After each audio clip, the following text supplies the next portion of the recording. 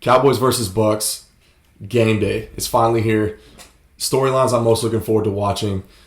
Number one, most importantly, the health of our quarterback, Dak Prescott. Not so much concerned with the health, again, as I referenced in a recent video. It's the ramifications that comes from or stems from the injury to the shoulder and the obvious, the leg from a year ago that worry me more so than just the injury as it pertains to his physical health as a whole. Like I said, it's incredibly important to get all the reps in training camp and OTAs and even in the preseason and your joint practices. Dak wasn't really able to participate in a lot of that, so his sharpness, getting the ball on time and on target will be what I'm most looking forward and interested in seeing. Not so much his physical ability. Obviously, we know Zach Martin is not going to be suiting up tonight, barring something crazy and unforeseen happening. Maybe Jerry Jones pulling some strings with his thing. So that's obviously a huge blow, especially against the Tampa Bay Bucks. Really, formidable defensive front there that features two of the best interior defensive linemen in football from a year ago in Vita Vea, who missed a lot of time with a broken leg himself, but came back and really helped the Bucks down the stretch. And obviously in Ndamukong Suh there. And then with, those two guys are kind of spearheaded by Shaq Barrett and Jason Pierre-Paul. So you've got Tyler Biadasz now starting at center, and you've got Connor McGovern starting at right guard. That bodes well. That's a matchup that Tampa will probably be licking their chops on and looking to exploit. You got Biadasz, I think he has 4 career starts now to his name, and Connor McGovern there with 8 career starts. And none of those two, I don't know if any of those two have. I'm not sure how many of those games they have working together. So being in conjunction and the in sync together as an offensive front, incredibly important. And so obviously, equally as much or more so protecting your quarterback there. The Bucks defensively, their cornerback Sean Murphy-Bunting was one of the worst graded slot cover corners in the NFL last year. So I expect Kellen Moore to get CeeDee Lamb and Amari Cooper moving around in the slot, kind of lining them up and isolating and exploiting that matchup there with Sean Murphy-Bunting. Don't underestimate how much a full offseason with a new defensive coordinator and a bunch of new personnel as it pertains to the players on the field, right? 10 rookie defensive players drafted out of the 11. Dan Quinn has a full offseason, full OTAs, full rookie minicamp, full training camp, right? And then 4 preseason games that they didn't get from a year ago to get these guys' feet wet and understand their system and playing fast and trusting their eyes and not guessing. Everybody being on the same page. That was such an underrated and under-talked about point from the Cowboys defense a year ago. I'm not saying that we should expect them to be world beaters by any means, especially not against a Tom Brady-led offense who finally started to click last year towards the end and down the stretch. That was a well-oiled machine that really got going, and as a Cowboys fan, I fear was just ultimately the beginning of the ceiling that offense really possesses. They're finally clicking on all cylinders down the stretch there, and bringing all 22 starters back. That's got to make you feel good if you're a Tampa Bay Buccaneers fan heading into this game tonight. Expecting kind of a sloppy matchup.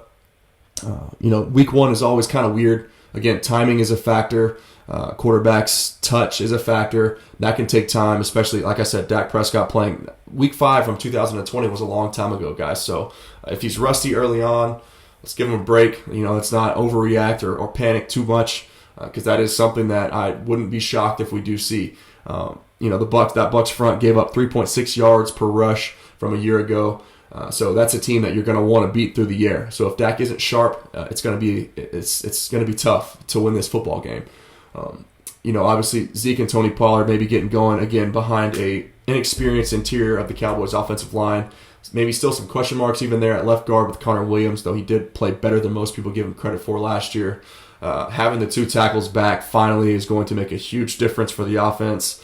Hopefully they can just do enough to keep Dak Prescott upright and in a clean pocket on platform as much as possible so that he can kind of establish his rhythm and get going again back on towards the same trajectory that we saw this offense heading towards in 2020. I want to see Trevon Diggs really kind of just grow into his own and become a man and ultimately the number one cover corner that the Cowboys drafted him to be. Remember, he was the second round selection, but who a lot of people thought and expected the Cowboys to consider there with their 17th overall pick had CeeDee Lamb not fallen to them and fallen in their laps ultimately.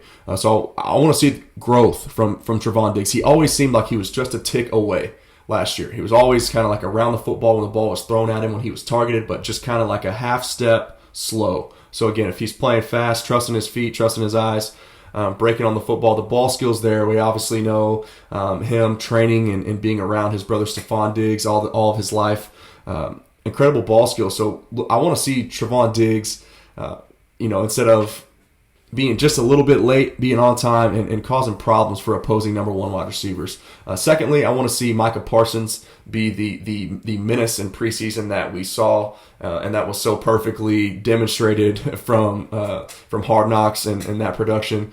I think Micah Parsons put Leighton Vander Esch and Jalen Smith on notice, right? And they obviously added Jabril Cox, who's looked incredible in coverage as a linebacker there too, and then obviously the addition of Keanu Neal, who is very familiar with Dan Quinn's system already. If we see those three guys on the field as I expect and playing well, this could be a situation where this is the last season in which we see Jalen Smith and Leighton Vander Esch both in a Cowboys uniform. They obviously neglected to extend or pick up Leighton Vander Esch's fifth-year option.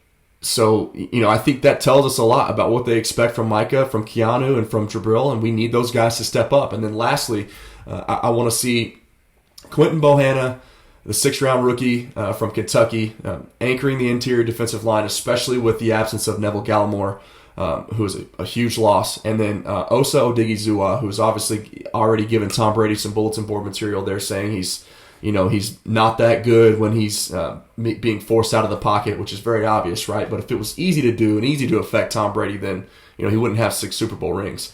So I want to see Quinton Bohanna, and Osa Odigizua make a name for themselves. The Cowboys need help at that interior defensive line position, and if we don't see a drastic improvement there, regardless of how good the linebacker play is, regardless of how well our secondary is covering, if you can't anchor the interior and you've got offensive linemen getting to the second level over and over again, just like they did last year, it's not going to be fun for us. And especially going up against a Tampa Bay Buccaneers team, again, that's bringing back all 11 starters on the offense, and that's led by the greatest quarterback to ever step foot on a football field. So Tom's going to know he's going to be a tough guy to confuse. He's going to get into all the right checks pre-snap, and he's going to make life difficult for you if you don't have some sort of a physical presence up front. So Quinton Bohanna, Osa Odigizua, Trevon Diggs, Micah Parsons, Jabril Cox, Keanu Neal. We need those guys to be difference makers and to step up and to take this defense from not worst to first, but from worst in franchise history to just somewhere in the middle. That's all we need. Dak and the rest of the offensive group, again, we know what they're capable of. They'll get into sync. It may not be this week. It may not be week 1, but it'll only be a matter of time. So with that being said, that's all I got. Let me know what you guys think, if you agree, disagree. I'm happy to discuss, whatever the case may be, guys. Football's back. That's all that matters. Thursday night football tonight, Cowboys Bucks. I got the Cowboys losing this game in a closer one than most people expect. But I like the Bucks to roll here, 31-26. That's my prediction. I hope I'm wrong, and I'll talk to you guys soon.